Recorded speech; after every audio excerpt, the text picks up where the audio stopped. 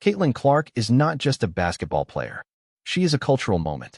A generational talent who walked into the WNBA and immediately flipped the entire league on its head. And she did it before she even turned 25 years old. Let's go back to where this all started. Clark came out of Iowa as arguably the greatest college basketball player, men's or women's, in recent memory. She broke scoring records that had stood for decades. She made the Iowa Hawkeyes must-watch television.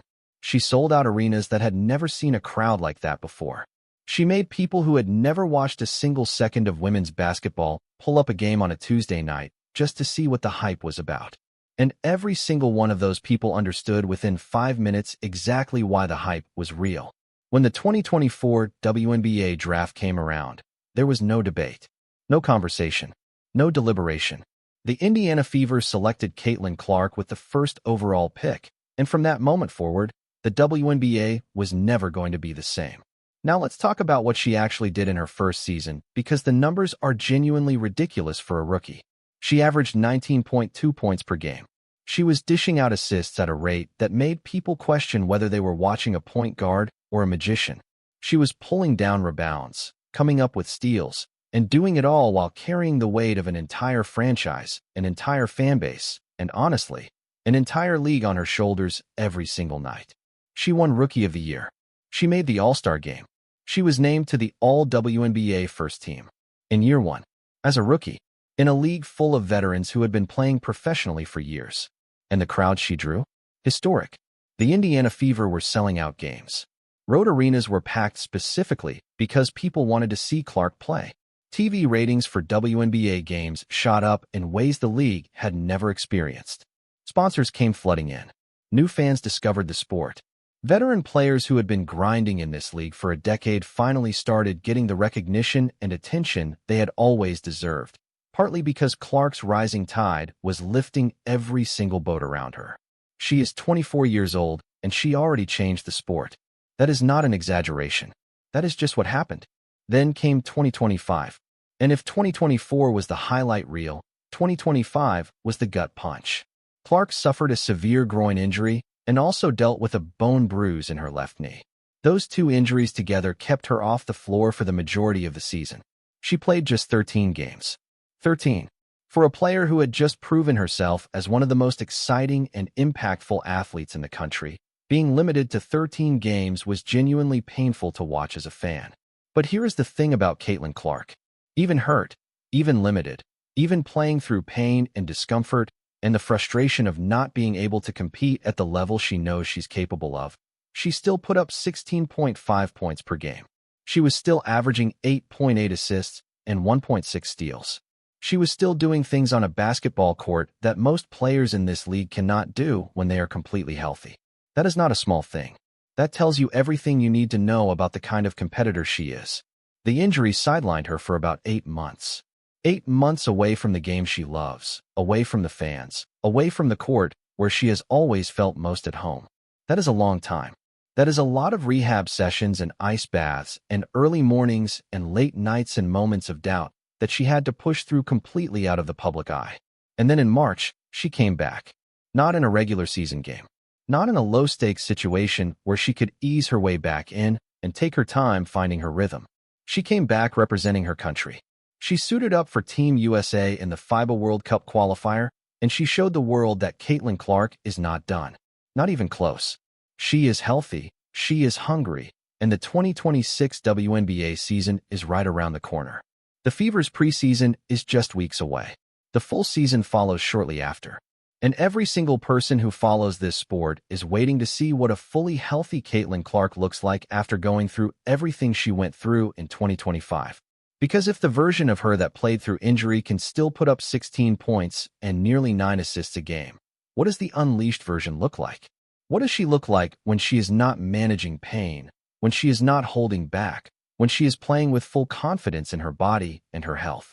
That question alone is enough to make the 2026 season one of the most anticipated in WNBA history. But before we even get to the season, something happened this past weekend that nobody really saw coming. And it has absolutely nothing to do with basketball. Dave Portnoy, the founder of Barstool Sports, a guy who built his brand on being loud, on being in the middle of everything, on having access and relationships and his name attached to every major sports conversation happening in the country. He came out and revealed something that honestly caught people off guard. Caitlin Clark blocked him. Not unfollowed. Not muted. Blocked. His calls go straight to green. His texts are not being delivered. He tried to reach out through direct messages on social media and got nothing back. No response. Total silence from someone he described as someone who always used to respond. Portnoy explained that he had been trying to set up a pizza review with Clark in Indianapolis. For those who do not know, Portnoy built a massive following partly through his pizza review content, and doing a review with Clark in her home city would have been a big deal for his platform. But instead of a pizza review, he got blocked. And instead of keeping it quiet, he went public with it. Now let's be real about something. The fact that Portnoy is publicly announcing that he got blocked says a lot. When someone blocks you, the normal human response is to accept it and move on. You do not go to reporters and tell them about it. You do not make it a story. The fact that he felt the need to announce this to the world tells you that the block clearly stung in a way that he was not expecting. And the context here makes it even more interesting. Portnoy has been very publicly vocal about being a Caitlin Clark fan. He has said on multiple occasions that she is one of his favorite athletes. He has talked about her in positive terms, been supportive of her career, and positioned himself as someone in her corner. So to go from that to finding out your number is blocked is a pretty significant shift in the dynamic. What caused it? Nobody outside of Clark's inner circle knows for certain. There has been no public statement from Clark or her team. She has not addressed it. She has not explained it. And honestly, she does not owe anyone an explanation.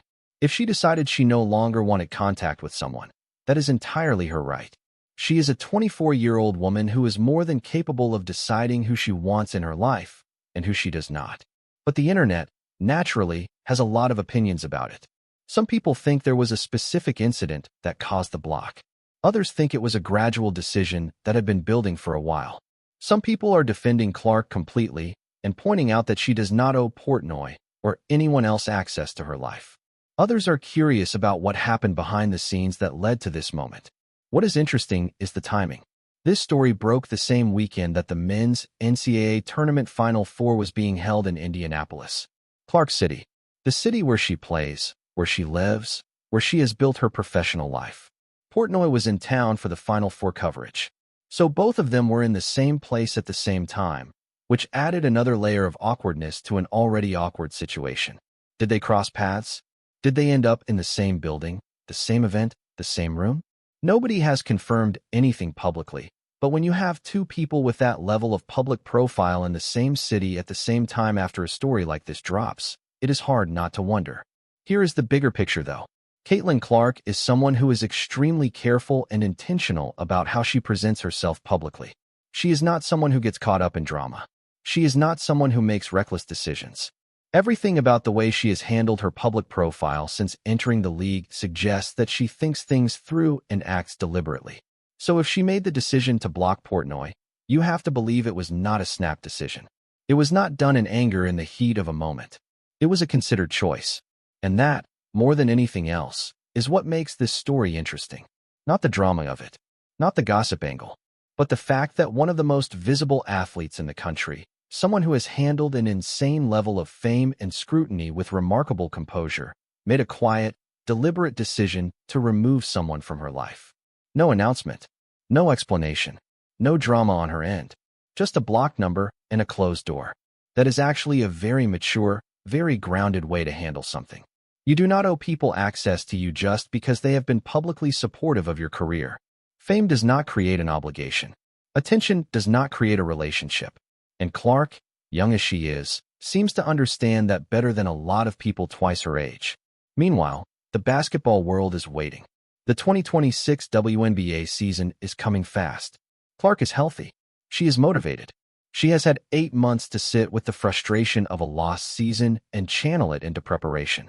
The Fever as a team have had time to grow, to develop, to build around their star in a way that could make them genuinely dangerous in the upcoming season. Clark herself has spoken about coming back stronger.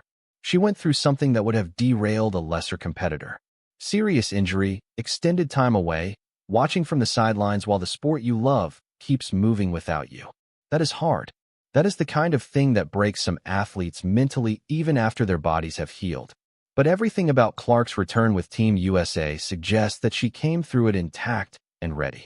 The 2026 season could be the one where people look back and say that this was when Caitlin Clark fully arrived. Not as a rookie proving herself, not as a sophomore finding her footing, but as a fully established, fully unleashed, fully healthy superstar who has something to prove after everything 2025 threw at her. The record she could break, the game she could put up, the crowd she is going to draw, the impact she is going to have on a league that has been waiting for her return since the moment she went down with that injury. All of it is sitting right there on the horizon. Caitlin Clark blocked a guy's number. She is coming back from one of the hardest years of her career, and she is about to remind the entire sports world exactly why her name has been on everyone's lips since the moment she stepped onto a professional basketball court for the very first time. The 2026 season cannot get here fast enough.